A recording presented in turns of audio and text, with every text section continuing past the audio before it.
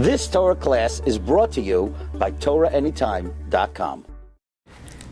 The Kotzker was known to be one of the sharpest all-time minds, and his comments and his sayings and his questions are always so analytical and sharp, and it gets you thinking in a way that almost no other type of comment can get you to think. So I want to share with you the Kotzker Rebbe's really electrifying question on the burning of the Beis Hamikdash.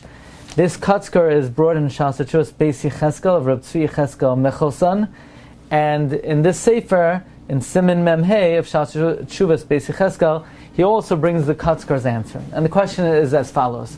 The Gemara says at the end of Tainis that Rabbi Yochanan says, if I was around when Tisha B'Av was legislated, I would have made Tisha B'Av on the 10th, because the majority of the Beis Hamikdash burnt down on the 10th. The fire was set on the end of the 9th. However, the majority of the temple burnt down on the 10th, and therefore, says Rabbi Yochanan, if I was around when Tisha B'Av was legislated, I would have enacted Tisha B'Av on the 10th. And the Gemara says the opinion of the Rabbanan is no, Aschalta de Parnasa Adifa.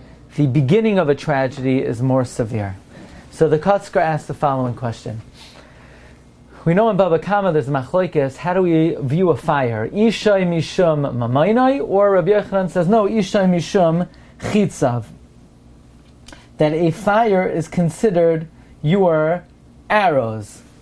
So as in Mukhe Yosef, if a fire is considered your arrow, and every moment the fire is burning, it's like you're acting, then how is a woman allowed to light candles Friday night right before Shabbos?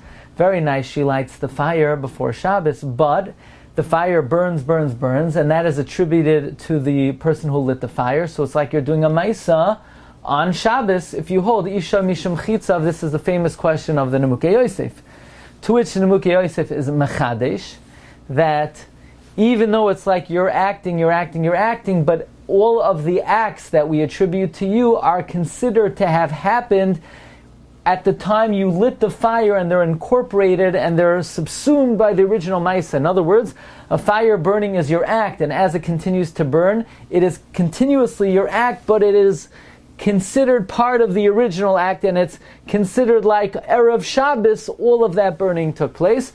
And therefore, since the woman lit the fire on Erev Shabbos, Hakol, Sharar V'Kayam, everything is kosher v'yosher, because the lamdus is, yes, it's your Maisa, but the Maisa is embedded into the original Maisa.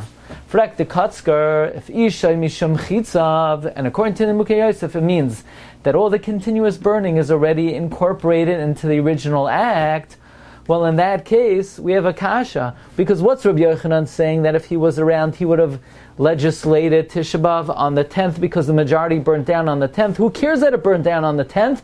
But all of that continuous burning is subsumed and incorporated in the original fire that was set on the 9th, and according to the Nemukei Yosef, it's considered in a way as if it already burned down on the 9th. So what's Rabbi Yochanan saying? That if he would be there, he would have enacted it on the 10th, because the Roiv of the Heichal burned down on the 10th. So what?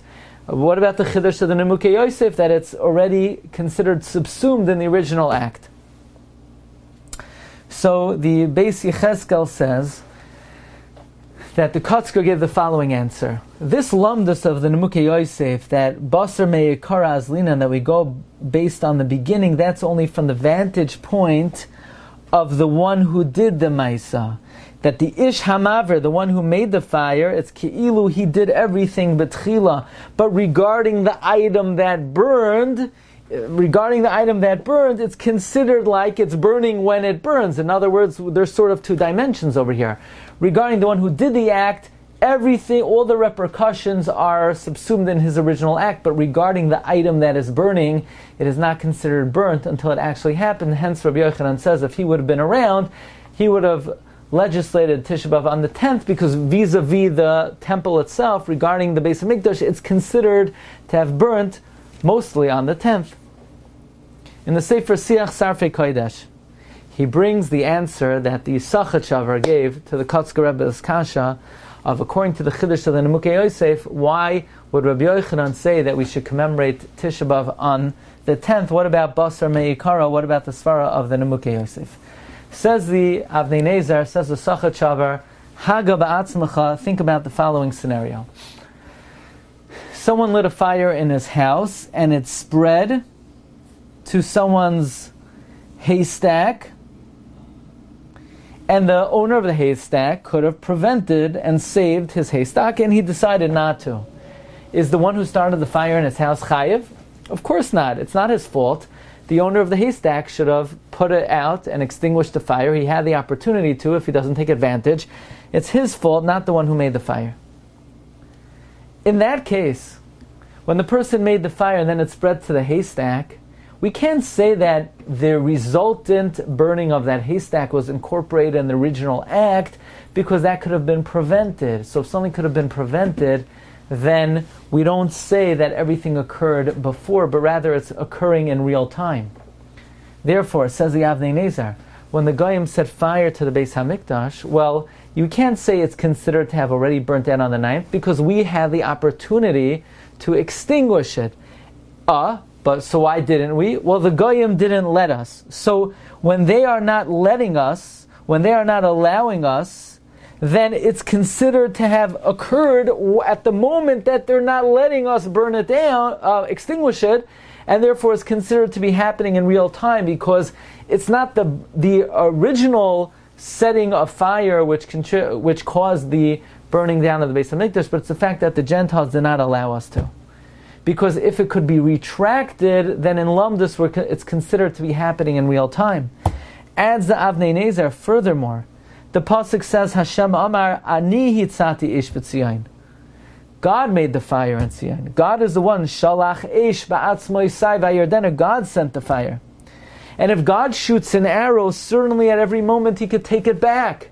So when it comes to Rebbi Shalom, since Rebbi Shalom has the capacity to take back His act, so we don't say everything is considered to have happened through the original setting of the fire, but it's happening in real time, since at any moment the Rebbi Shalom could take it out, and therefore the Lamdus take it back, and therefore the Lamdus of the Nemukei Yosef does not apply, and therefore Rabbi Yochanan is correct in saying that if he would have been around, he would have established Tisha B'Av on the 10th, when the majority of the temple burnt down. And the Rabbanon hold Aschalta de Paranosa Adifa, which means that in terms of the tragedy was most tragic at the moment the temple was set aflame. And actually it's interesting to note, the Chassam Sofer explains, it's because since there's a principle, Bo Pritzim B'Chilaluha, that when the Goyim came in, they defiled the temple. The moment the Goyim set fire, it wasn't a temple anymore. The Kedusha left,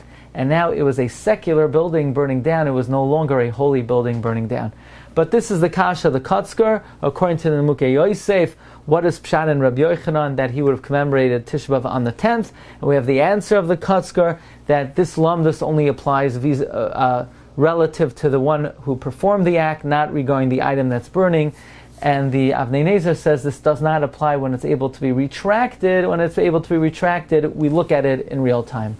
We should be zoicha, as we say in the Nachem, ki be'esh hitzata be'esh ata asad levnoisa. The Rebbi Shalom will be destined to rebuild the Beis HaMikdash. Be'esh, we should be zoicha to see the binyan Beis HaMikdash. Meher v'yameinu. Amen. You've just experienced another Torah class brought to you by TorahAnytime.com.